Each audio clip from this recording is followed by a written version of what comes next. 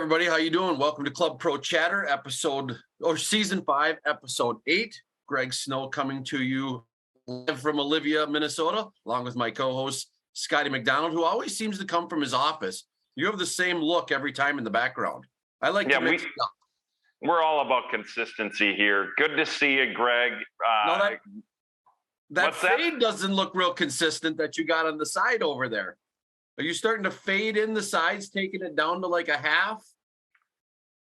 I don't know. I just sit in the chair and they take care of it. Hey, as I've said a few times, this last month has been a bit of a whirlwind. Is that, maybe we can get into that. I don't know if you can or can't. I want to tell you about my morning real quick, Scott. We were on a little bit earlier than you, and I said to Kaylee and Tony, I said, I'm going to go get a cup of coffee. I went into the kitchen, took the pot off, poured it. You know what happens when you take the pot off? It's supposed to stop brewing. Yep. Guess what didn't stop brewing this morning? You didn't have the drip stop going. So yeah, something's not right in there. So I have coffee I'm going to clean it up later, but there is coffee all over in that kitchen. I thought it would just dribble for a few seconds and then it would be fine. But that was my mess this morning. So we'll get through it. I'm also in a winter jacket because it's cold. It's October. And now you're kind of done with tournament season. Are you done playing golf, Scotty, or what's going on in your world? The forecast looks awful. I don't know when I'm going to play. I'm looking for a 50-degree day with winds less than 20, and we're not seeing much. There has been some winds, and down in up in your neck of the woods, you seem to be at the high point. You seem to have heavy winds up there. It's not good. I don't know if we're going to play again. And perfect timing, though, for our season. The fall scramble for you guys was perfect weather on Monday. We were very fortunate, and I had told you earlier I was done playing competitive golf. So the good thing is scrambles aren't really competitive golf. It was a so fun time. We had like 46 teams, Scott. It was fun. It was fun to see some guys. It was a fun day to play. I got to play with my old assistant, Chris Boyk. I got to play with Isaac Nelson from Little Crow here. And we played with your guys. We played with Grant and Casey and John Kraus. So we had just a great day. It was a lot of fun. We missed you. Well, I needed a break. Yeah, because you just got done with district meetings. Is that correct? Nope. District meetings are Sunday, Monday. Coming up. Oh, coming up. Okay. I thought I was giving you a free pass on that. I was letting you, I thought that maybe you'd been traveling. But just down in your old stomping grounds this year, right? For the district meetings down in Rochester? Rochester, we've got John Lindert, vice president, incoming president of the PGA coming into town. Representatives from Iowa, Nebraska, Minnesota, and then the career consultant and the regional side leadership. I think there's like 24 people.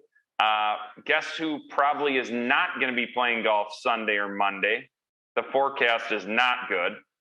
We've already canceled golf for Sunday at Rochester. Summerby on Monday. It's 43 with a 15-mile-an-hour wind. I'm diehard, but I don't think everybody else is that diehard. So you were going for district meeting, or were you going for a district golf tournament? Well, golf is a great tool to interact and communicate, Greg. Scott, the reason I said that is because you're right. We are promoters of the fact that golf pros should play golf. Exactly. You and I are people say, I have no time to play. I have no time to play. And I just want to call them right out. And I say, no, you don't make the time to play. And that's okay. I mean, if that's the way you choose, but I've always been a pumper upper of don't push that out to the next generation. It doesn't have to be that way.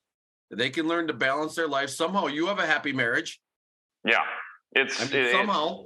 Yeah, well, exactly. But I will, to piggyback on what you're saying about playing, the one thing I want to talk about is the Assistants Championship and how they've messed up who's eligible to play at Assistants Nationals. I've already brought it up to Greg Newyear. I want to talk about it because why are we making it more difficult for our associates to play in events and to qualify for national events and to get more income?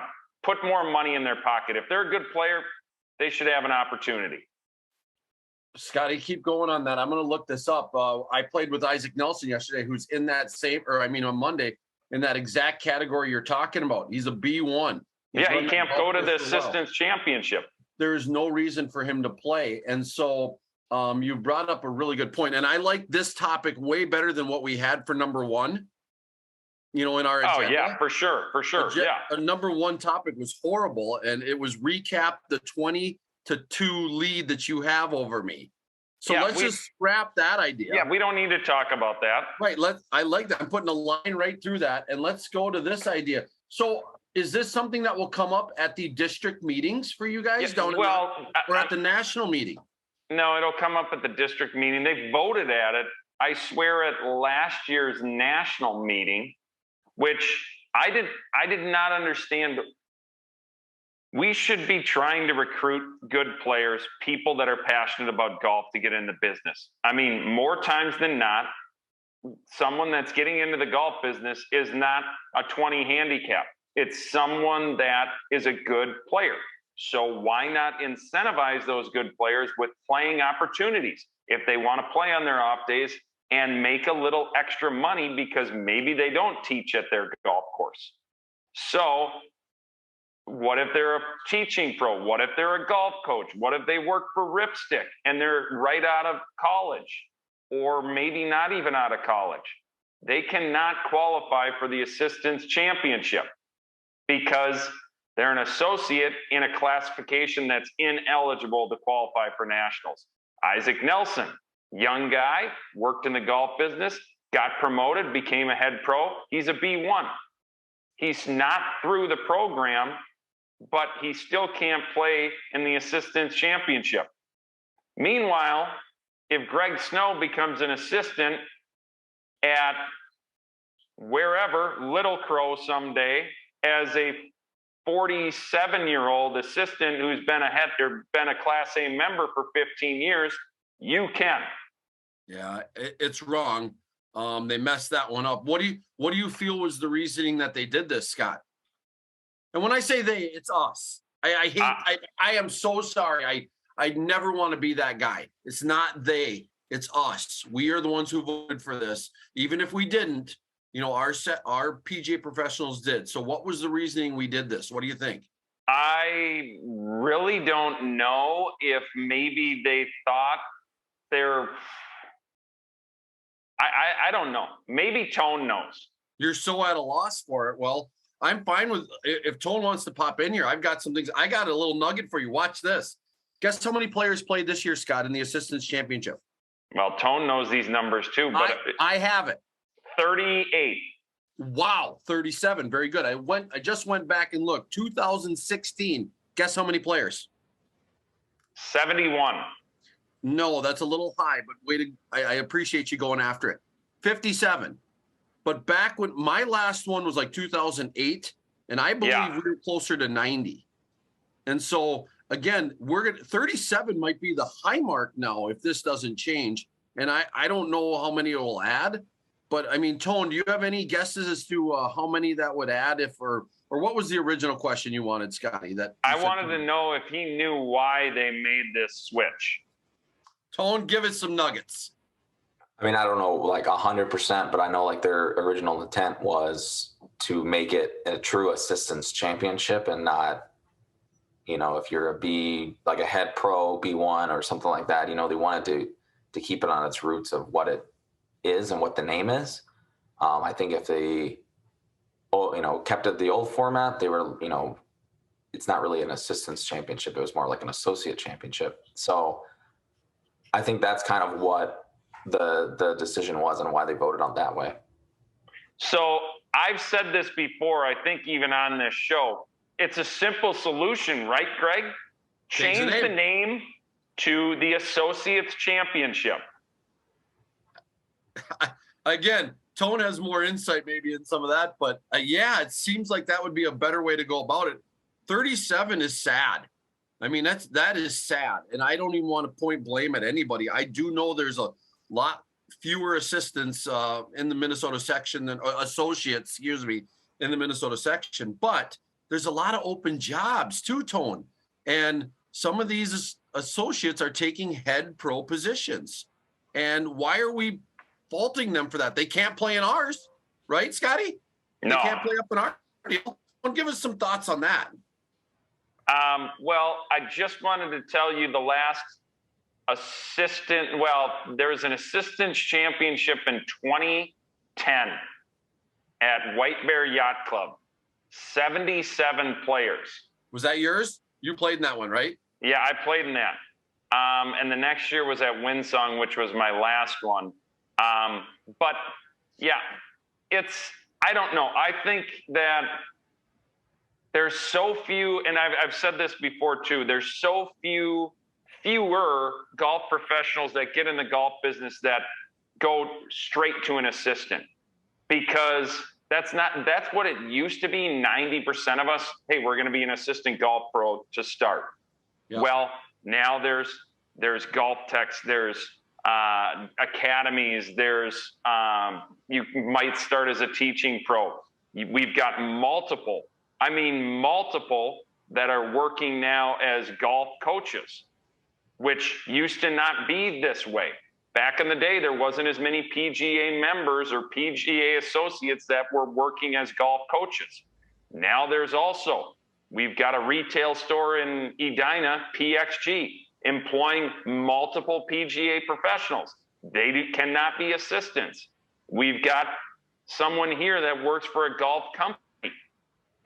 If we hire somebody, they could not be an assistant. So there's so many new classifications, not to mention there's more tech reps or field reps out there for TaylorMade or Titleist or whoever that are doing fittings, can't be an assistant. So I think that we need to look at calling it the Associates Championship. And really, maybe then it eliminates, if you become an A8, a PGA member assistant professional, you can no longer play in the Associates Championship. That we would certainly lose some people like that. Andy Smith, Class A member, can still play in the Assistants Championship because he's an assistant at Hazeltine. So I guess if you look at it that way, you might lose some people too. But I think there's definitely some people, especially out east, that have been assistant pros for over 20 years, are in their 50s, and are playing in the Assistants Championship. I don't think that's right. There are some people, Tone, I want you to jump in here too. I've played with some of them down in Florida, Scotty, where they're just lifetime assistants. They've got the gig that they want. They've got the deal. They can play almost anytime. They're supposed to play with members, yep. And so they can play at all these tournaments. So, Tone, we'll give you last word here. Yeah, no, I mean, I just, to Scott's point, we're trying to get new people, it seems like, in the industry and all this, and it just didn't seem like this was the right direction of giving more opportunities or making it all inclusive. I mean, you look at our champion this year, Jake Worley, and he was a non A8 or B8, and so he's not going to be able to advance to national. So I think there's definitely opportunity, and I think this is not the decision that was made for this year is probably going to just start future discussions for really what the right direction is. Scotty, my last correction for me, my last Assistants Championship was 2007. It was at the old hold on, I got it here. It was at the old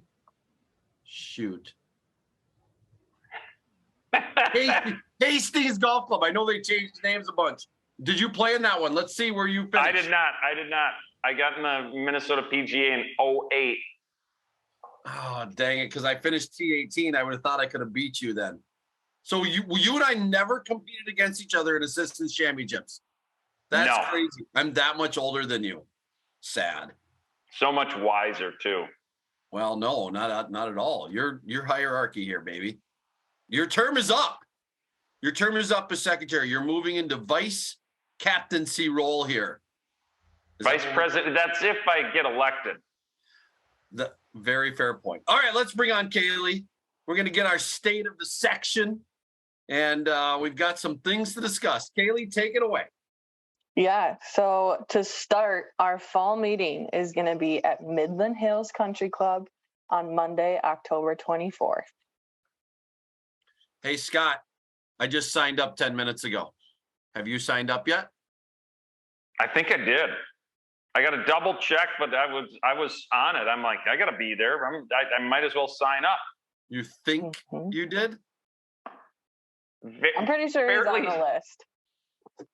Am I on the list? I think so. Yeah, I think I saw your name. Kaylee, he signs up for so many things he doesn't even know what's what. I know. And he tells his assistants or the people that work for him, could you sign me up for this? I mean, No. He has a booking airline flights for him. He's so big time. That is not even true. Not even close to true. Oh, you book all that stuff yourself?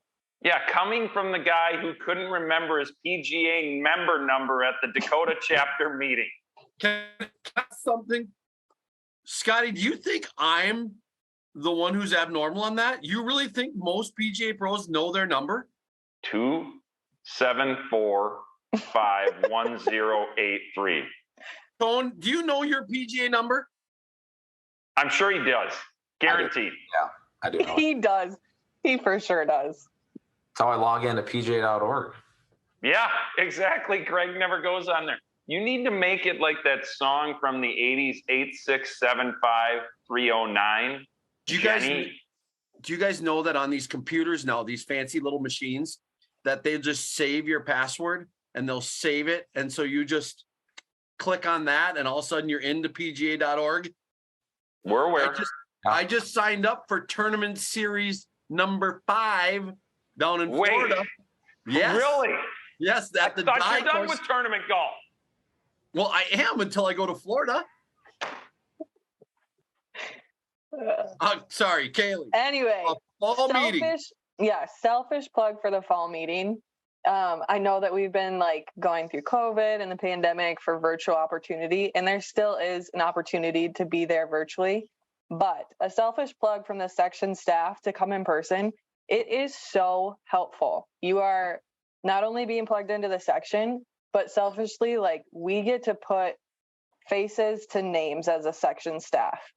I'm new. Half of our section staff has been around for a while, but I mean, it's so helpful to put a name to a face because you're probably building a relationship with these people all summer via email. And now to actually get to talk to head pros and assistants and people that we've been working with all summer is super helpful and beneficial. Very good plug. And also I noted to Kaylee that there's 2 buttons you can click on in-person or virtual. And if you click them both, they both stay up. So just click one and click the in-person, Scott. Take your virtual off. Hey, as you and I say, we love the fall meeting because we see the tournament players throughout the year. But then we go to the fall meeting and we see a bunch of people, like Kaylee has said, that we haven't seen all year because you're busy. If you don't go to their club or they don't come to your club, you're not going to cross paths. So this is a good time to see everyone. Kaylee, you're not new. You've been here for over a year. Feels like you've been here for forever, but but for sure, you're totally right. It's great to see everyone, and that's one of the best parts of the fall meeting. Yeah, for sure. So moving on just to a next little save the date, we do have the awards banquet booked for Monday, December 5th at the Royal Club. So that is a night we'll honor our award winners, but also just a quick little save the date to anybody in the section who, wants to come and honor the award members with us. Just stay tuned for more information. I plan on going. I'm in the cities for some commissioner meetings. It's a perfect deal for me. I'm going to head over to the Royal. Did you know that that's the golf course? It's the home of the Minnesota Wild, Scott? I did not know that. I found that nugget out yesterday, that Dean Evison, that's where he plays all the time. So I'm going to put a little plug out there because it seems like we do it every year. It'd be how the Academy Awards, they rotate who hosts it. We've put the Club Pro chatter out there that we could help with hosting the awards banquet, but we still haven't gotten a call. Scott's serious about this, Kaylee. It's up for discussion. I think that's the exact same response that we've gotten for the last 7 years, Greg. Scott, you can't have everything, all right? I don't want everything. Okay. I know, but if they say no, we respect it. Hey, Seth MacFarlane got to host. Who's that? Is that Oh Saturday? my gosh. No. All right. And then lastly, just a quick shout out to the PGA Junior League team who made it to the national championships. They played, let me get my facts right, on October 5th through the 9th at Greyhawk Golf Club in Arizona. So special shout out to those kids making it to the championship. And Scott, we heard something. I mean, isn't this like 3, 4, 5 years in a row that they've made it? I believe so. This is the TPC team. What is their Yes. team name called again? I'm not sure in their team name, but just for, making it to the championship, just a quick shout out. And, Yes. and Scotty, we grew again this year with more PGA Junior League teams.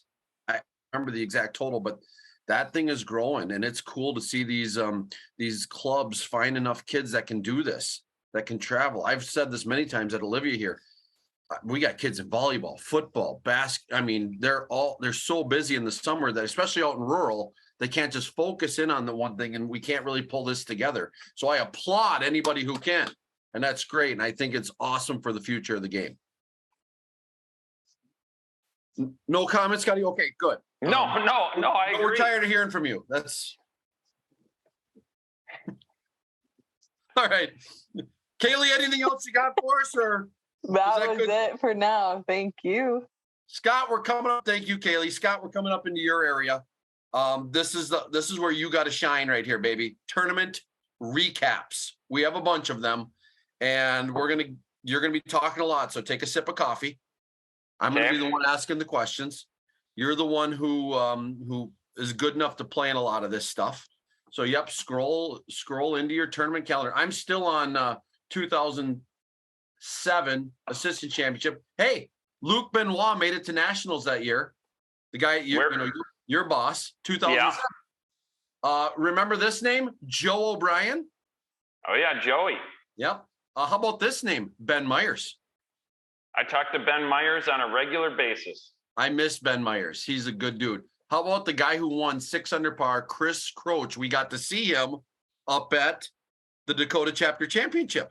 Correct. Ben Myers also a member of the Zipper Club like you. And people who don't know what the Zipper Club is that's the heart attack.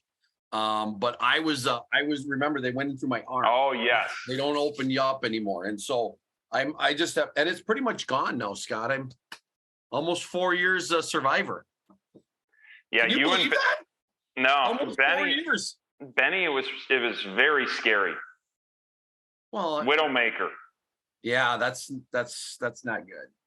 So here's Dan the last Callahan. one. 2007, still with us. Marshall Hoynes, got to see him on Monday. Mars. He, I think we did this game once. We looked at one of these assistants championships and we said, how many guys are still with us, like actually in the business? Yep. And actually, out of all those names, Justin O'Brien.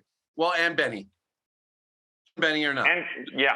Yep. But Joe was the assistant president, and Paul Schubring, who's now in real estate. His son is a great player at Bethel, by the way. I don't know if you've seen any of this. Yep. So, anyways, at the State Open, those two were the ones that kind of helped me get into governance.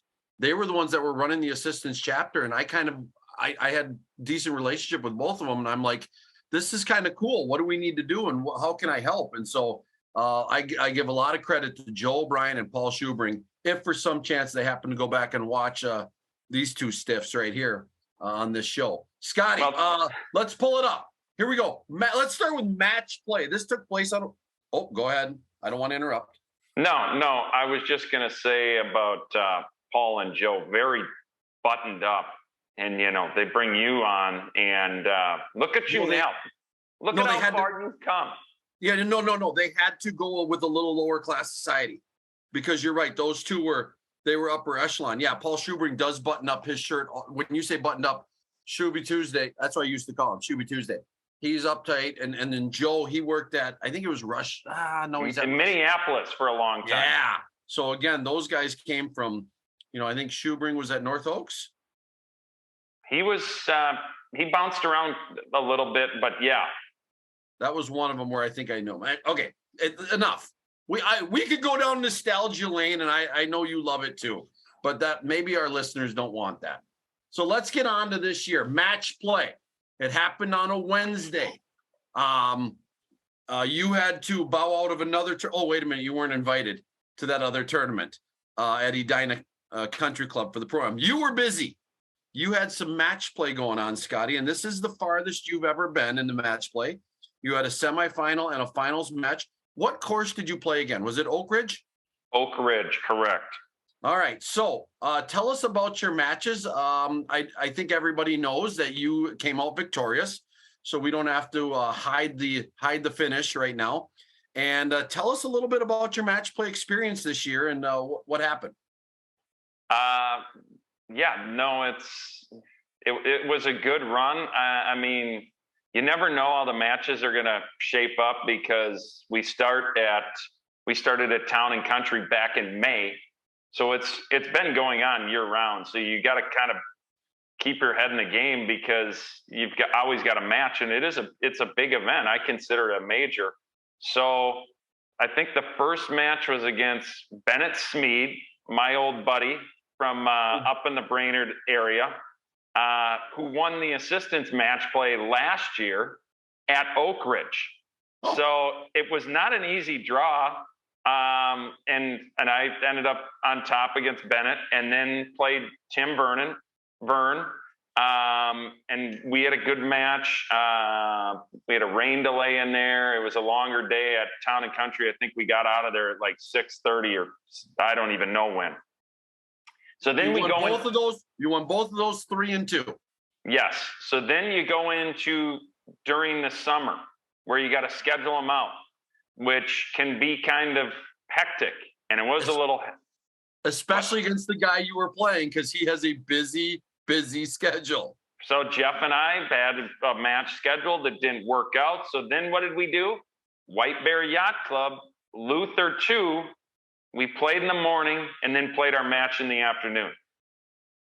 And I ended up beating Jeff at the Yacht Club. I'd only played Jeff one other time, actually in the semifinals at Wyzetta. And he beat me there. So, advance it. One up, Scotty, you won in this match. So was there anything decisive that you remember late in the match? I will say this, that sometimes these scores don't get, it was, I think we finished on 16. I think it was 3-2. Okay. So it was back and forth. And then I won a couple holes in a row I won some holes on the back, but it was tight the first 10, 11 holes. So next year, if you wouldn't mind getting that accurate information in for us. I mean, there's just this text machine and there's emails that you can use to get the right information to Tone. Well, I'm going to give Tone an excuse here because he gets a lot of these matches and he's got to put them in. So I think it's also like not as easy as you think just to put 3-2. Okay. If you could help the process a little bit, Scott. I mean, okay. I wouldn't put that all on. Okay. Then you play a top player you had a tough draw, Scotty. I didn't even realize this. Then you go on and you play Eric Rowland. Yeah, the player of the year, you know. Well, I don't know, but okay, so that one I got you down for 2-1. Where did you guys play that match? We played that at Minneapolis. And is the 2-1 accurate? The 2-1 is accurate. It ended on 17 green. Eric's a good friend of mine. We're very close. Match play is weird because if me and Eric Rowland are in a pairing, we're playing a stroke play event. If Eric plays great, great. If you play great, great. But when it's match play, somebody has to win or lose, and it's just a little weird. So, how do you maintain your friendship for that? Do you try to keep them talking because you're Scott McDonald? You don't mind having a chatter, or do you just end that at like hole 7? No, I will say in our match, it was very friendly early. We had a 3-footer pick it up, you know? And then I think I made a couple of longer putts that you couldn't just like cozy it up there and give it for par. But if somebody makes a birdie, you're not going to be like, well, So, but it was close. And yeah, 2-1 is accurate in that match. All right, so then we go on to the semifinal and finals match, and that's where you guys all get together at one course. And Eddie Wynn and Thomas Campbell were in the other group, and you and Reset. Now, did you guys play as a foursome in the first round? No, we had a frost delay, and Thomas and Eddie were out in front of us. Okay. And so they went, and then Johnny and I went after that. All right, and it looks like, if this is accurate, it looks like that you took care of John 3 and 2. That is accurate. Okay. Again, well, this is John. good. Again, John, good friend. Just we played together the final round at Minnewaska, and he got the victory there. And so it was. And actually, John and I played a match last year in the match play at Oak Ridge. So it was, kind of weird that it worked out that way. Well, and then you, after you take care of that, you went on and did you walk all 36 holes, Scotty? Because I know you like to walk a little bit. I walked all 33. Caddy. 33. Oh, thank you. Well, you had to get back in. I mean, you had to cover some holes. We got rides in. So then you play Eddie Wynn. You're walking, and I'm assuming Eddie's riding. Is that a fair assumption? That is correct. Yes. Yeah. So you took care of Eddie 2-1. Is that in your championship match? That is accurate. Eddie and I think, have played one other time in match play, and I think it was at Midland. And I beat Eddie, and then I think I lost to Paul Speltz. But Eddie's won this twice. And if we always play in this Professionals Cup at North Oaks, when Phil Anderson was the GM, he would call Eddie Wynn the king of match play. And I mean, Eddie's a good player. He makes birdies, he bombs it. And it's always weird when you have to play a match. We have lunch together, all of us, and then you go back out and you got to play another match. So it's like you kind of got to reset. But yeah, I walked, he rode. And it was back and forth on the front. I made a really great par save on 9. And I think I was 1 up going into the back. And then I won 11 and 12 to go 3 up. And I 3-putted 13 to go 4 up. So I was only 3 up. And then he birdies 14, 15 to pull within 1. 16's a par 3. He hits it in there good. And we both make par.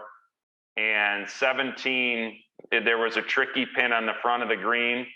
And both of us sucked it off the green to 60 yards. Oh no. Yeah. And then we both hit it up there and got above the hole. And I was this much closer than him. So in match play, that's important. Huge, especially putting to what sounds like a false front. It's a false front. So Eddie's 1 down. He has to get it there, but also knowing that if he puts it too hard, it could go off the green. Oh, and boy. he hit a good putt. Didn't have much speed. Just missed and rolled out to about 6-7 feet. Didn't go down the false front though. Did not. It stopped, and then I hit mine, barely hit it great. And it ends up 6 inches, and I tapped in. Grand Forks number 18? Very close. That's inside information. We were at Grand Forks. Scotty had to make par for 69 in the Dakota Chapter Championship, and he was above the hole 15 feet, and he had 20 feet coming back because he did not hit it light enough. But I don't know how you could. We tried to practice that one about 30 times after the round there. So anyways, so Eddie missed his comebacker. Yes. Yeah. So, but you Eddie won your championship with a bogey. Well, hey, it's, it's however many holes you played in this match play. It's 1 hole, I know. I'm just Joshua. Scotty, congratulations, buddy. You deserve it. You've given a lot to the section, and you play in every event, and you love hanging with the guys, and I don't think anybody minds losing to you, and that's a compliment to you. I don't give you a lot of compliments. No, you don't, and I will tell you, Eddie was great. He was gracious in defeat. He didn't get mad. He didn't drive off. We rode in together. We shared a drink afterwards. It was good. But I do have a bone to pick with Kaylee and Tone. Oh, yes. I know where you're going. Because there was another match play going on at the same time, the senior match play, and Kaylee left me. My good luck charm. Tone left me, my good luck charm, to try and beat you at the Edina Pro-Am. Yep. And Kaylee brought Don Barry luck, and Don Barry won the senior match play at Winsong the very same day, beating Dale Jones. He did, yes. Kaylee and Tone, let's give you a chance to defend yourselves here. For the record, yes. Number one, our professional photographer, Jeff Lawler, was out at the matches for Scotty. So we had some professional pictures taken. That's the first thing I'll say. Secondly, somebody had to bring DB a trophy. So I gladly volunteered. And that's all the points I have. And Tone, we had a beautiful day over there at Edina. I can't even fault you. A beautiful day at Edina. You get invited to a Pro-Am, I got accepted. I got to start playing more stuff. That's right. That's right. I'm still waiting for that invite. And Tone, didn't you get your first, was this your biggest professional check? Well, yeah, first big professional check, more than the $7 I got at the Fall Scramble last year. So we're moving on up, Unfortunately, that one doesn't make the section calendar, so we won't get to see Tone's name in the money leader list. All right, Scotty, we got to move on. I've got a big day ahead of me. I got some big interviews. So we got to get onto these. We got some other things that we got to hit here. Golf champions. Chris Borgen is our champion. I believe it might be his first major as well. You played in the same event, Scott. He shot 7 under over 3 days. You shot 9 over for 2 days. Did you think it was that hard, or did Roland just play that good? Well, Borgen, you mean? So I'm sorry, Borgen. I was looking. Borgen. Yeah. So here's what I'll tell you: a long week of golf, some events. We were that week. Yeah, and so Wednesday was the match play, which was 2 rounds. Drive home, I got read the riot act for not being at Hazeltine for our board meeting, even though I was on the call for 3 hours. Yeah, because I had to be home, and then I had to head back down. I think I maybe was a little fried after that stretch. It was. Are you just saying you didn't play good? I mean, you didn't need to go through all that. No, I'm just saying that. I was right there. I was on 15T, and I knew I probably needed birdie 3 out of the last 4, and I parred 15, and then went bogey, double bogey to finish. So if I close like Secretariat, I make the cut, but I didn't. But we need to back up and realize that Player of the Year was at stake still going into the golf champions. Eric Rowland. We want to be careful here, Scott. We're having Roland on the next episode. Yeah. And I want to save some of that information for our next episode with Eric Rowland. Okay. So, I won't jump on into that too much, but I had a chance at Player of the Year, as did, I think, just mathematically, I think Holmes, Smith, Campbell, Riggy, myself, and Roland had a chance. Mathematically. Eric Rowland plays great in round 2. Makes the cut, really made it difficult for anyone to catch him. I didn't make the cut, didn't have a chance. Now, the one that did, Thomas Campbell. And Thomas Campbell, I guess, I played with him. Yeah, he finished third, one shot back. I guess missed an 8-footer on 18 to get in the playoff. Oh, And that could have changed things. But going back to the actual event, I mean, Borgen has had a great year. He qualifies for his first ever National Club Pro at Minnewaska, first ever, and wins his first major, the Golf Champions, which, as if we look back, he might be the first section winner of the event since I don't even know when. But he played great, won it in a playoff. Campbell was right there, as we already alluded to. The last section winner. Here's the last, back to 2014, Greg. Isabella McCauley, Angus Flanagan, Trent Peterson, Ross Miller, Sammy Schmitz, Ryan Helmanen, Clayton Rask, Don Constable, Clayton Rask, Brett Swedberg, Don Barry, 2010. Oof. So good for Chris. Good to see Chris. He's turned into a really good guy. I chatted with him at the fall scramble a little bit. He said, yeah, I really faltered coming in. You know, he was not happy that he had to go to a playoff, but did end up winning in that playoff. So congratulations to you, Chris Borgen, and glad to see it. So Luther Pro Series then was kind of anticlimactic because it was Correct. supposed to be the end of it. Roland ended up not playing in that event because it didn't matter. But Thomas Campbell did, he was mathematically couldn't do it, but he did end up winning that. What was that day like out there at the old Pebble Creek?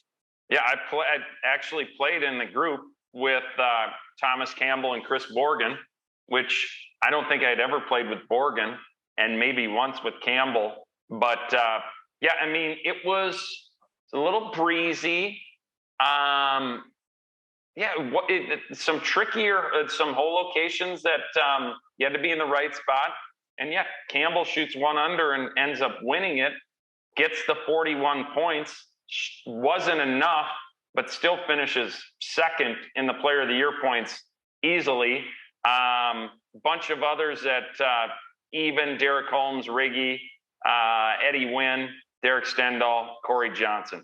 So yeah, it was a nice end to the competitive season, but yeah, Roland had done what he needed to do to lock it up. Yeah, so good for him. Congratulations. We're going to have him on and check all these things in greater detail. I want to hear all that story about the golf champions. Yeah, one more point, Scott. Yeah, we need to talk about on the ladies' side, the match play, which was the same day as the men's.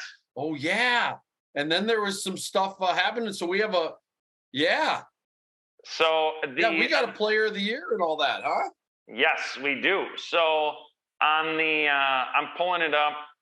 Oh, this is a weird format. So the semifinals was Catherine Wagner, Minnesota PGA, Savannah Smith, and then Angie Aussie, Haley Tillett. So and hasn't Angie been our Player of the Year for a couple of years here? Yes. You have that? I can pull it up and tell you. Angie's won it.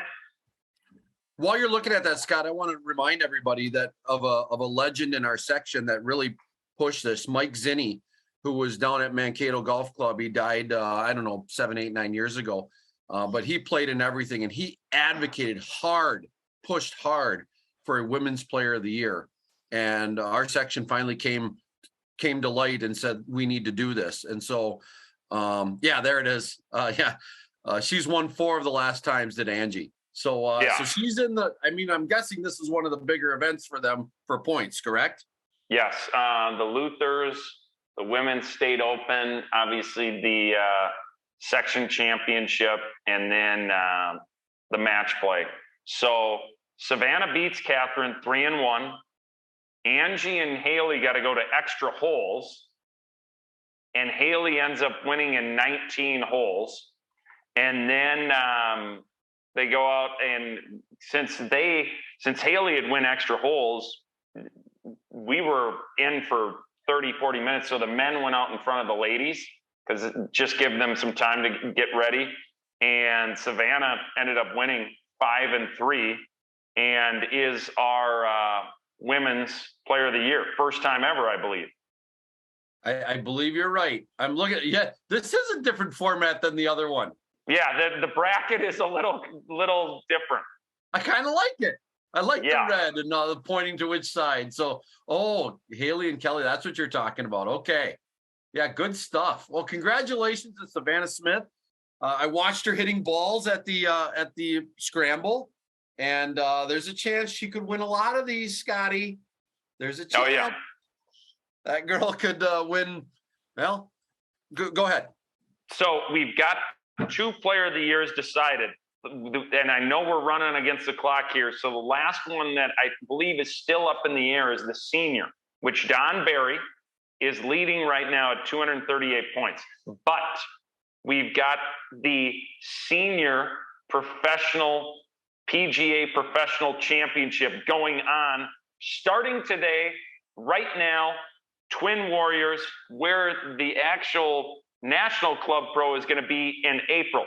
So, and do you got the list of who's all there? I do. Yeah. So Don Barry, who you mentioned, Tom Vizino, former head pro championship winner. Viznia. Who did I say? Vizino. Yeah, it's Vizino. Isn't it?